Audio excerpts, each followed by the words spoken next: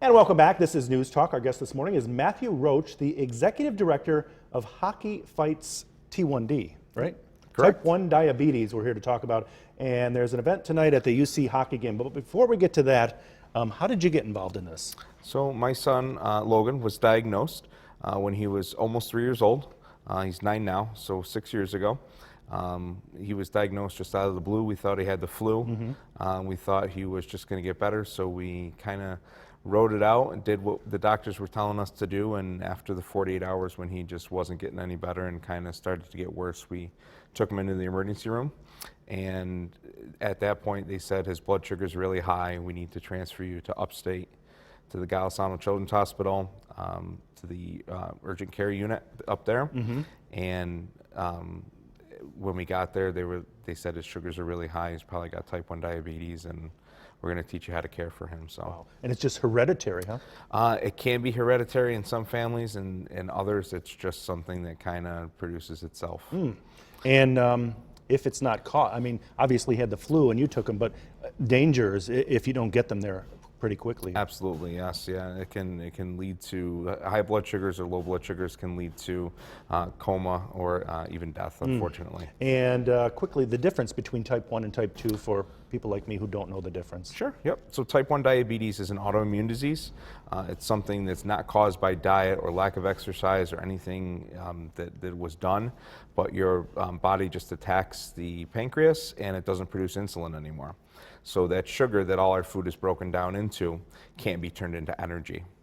Where with type 2 diabetes, in most cases, you still produce the insulin, your body just can't use it effectively. So you can sometimes modify your diet, you can sometimes take a pill to help get rid of that excess sugar and control those blood sugar levels, where with type 1 diabetes, you have to replace that insulin either through a manual injection or an insulin delivery device. And you said your son you check your son's sugar level every day, so many times a day, right? Yeah, so on average, we check about 8 to 10 times a day.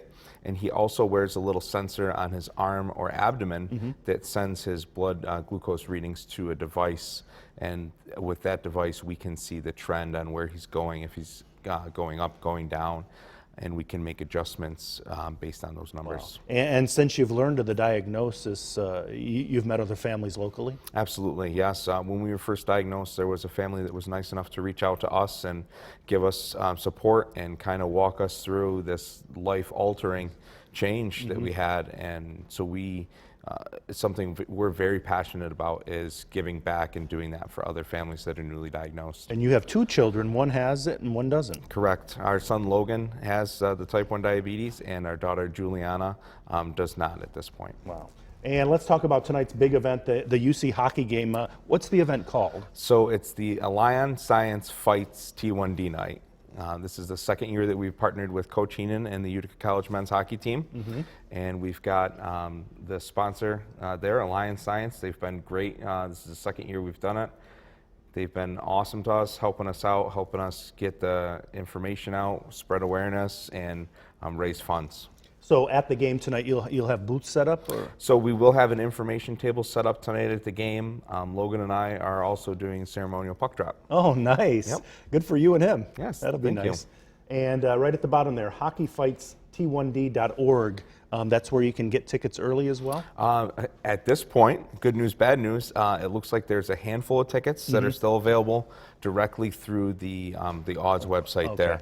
Like I said, just a handful of single tickets left for tonight, which is very good for the UC hockey team and very good for us. But unfortunately, if you're looking to get in last minute, it might be a little difficult. And it's a big game against Newman, right? Yes, very big game against Newman, so it means a lot in the standings for them. That's for sure. And type 1 diabetes, if you've never had to deal with it before, what did you have to go through so quickly?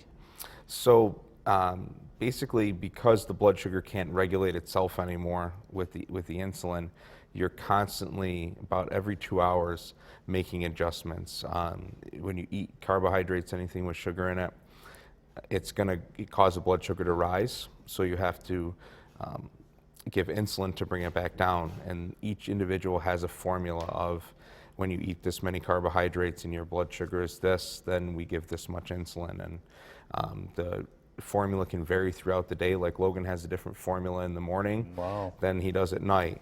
We're lucky enough where his insulin delivery device, we just plug in how many carbs and what his blood sugar is, and it does all the hard stuff for us. Wow, you and your wife became nurses all of a sudden, right? Absolutely. It's all of a sudden you're a mathematician, you're a dietitian, and a nurse all overnight, it seemed like. And lastly, how is money raised to help fight this disease tonight? So we did ticket sales for tonight, and then we also did an event called a Pro Experience, where we take a group of rec league hockey players, Like yourself. like myself, into these pro rinks and give them an opportunity to play on the ice.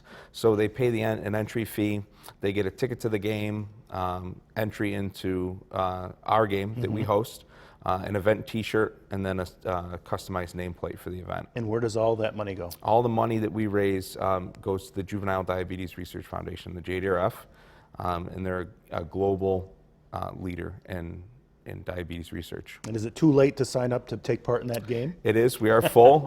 Those signups happen a couple months ahead of time. Our next event is out with the Syracuse Crunch in the middle of April, where we do it again. We take everybody out there and we go and play at the rink out in Syracuse and just have a really good time and raise some good awareness. Beautiful.